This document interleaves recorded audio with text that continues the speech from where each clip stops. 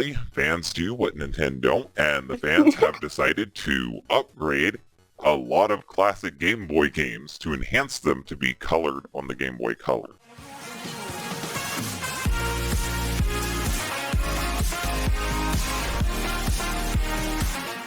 Today we are going to be having a discussion. Today's discussion is going to be on Game Boy and Game Boy Color games.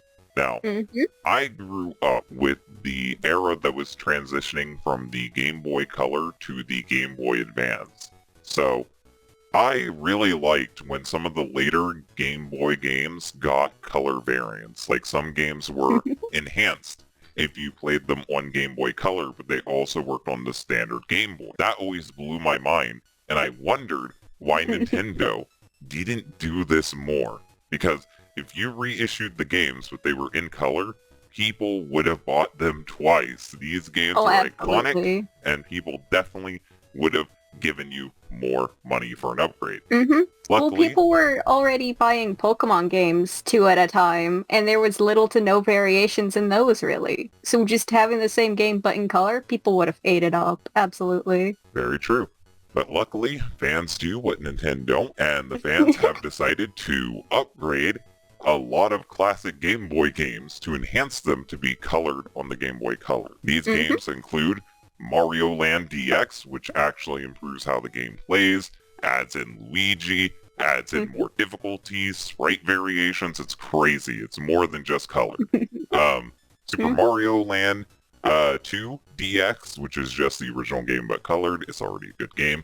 Wario Land, Super Mario Land 3, Metroid 2, Kirby's Dream Land, Kirby Pinball, Donkey Kong Land, all three of them, which Donkey Kong Land looked ugly. The colors definitely help, but it's still kind of an ugly game, no offense. Pokemon Red DX, there are plenty of good Pokemon Red colored editions. We'll talk about that on another video.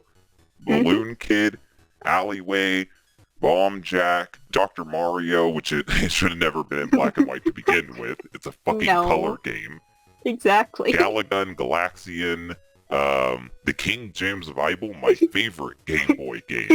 All of these games are now fully in color. Some of the ones that are still being worked on is Mega Man 5, Mega Man 3, and Ninja Gaiden.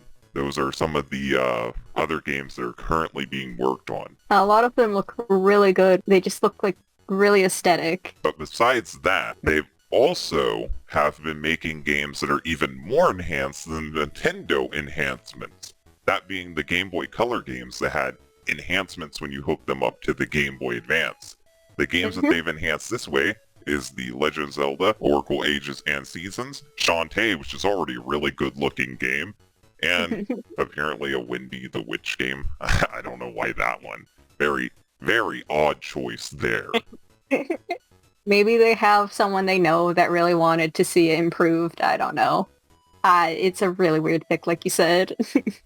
But yeah, for me, going back to these games, it's so good now to be able to play all the Wario Land games in color, all the Mario Land games in color, the original Kirby game in color, and to see all these enhancements and all these improvements.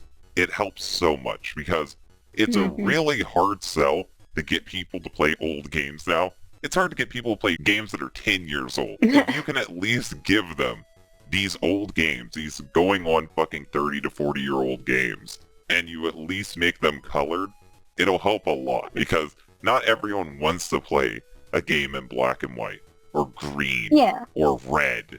These improvements that people have been adding to these retro games will keep them alive. And I'm very glad to get more people into retro gaming. So if you are curious about this, go down in the description below. I will have a link to the page talking about all of these. It has links to all the downloads.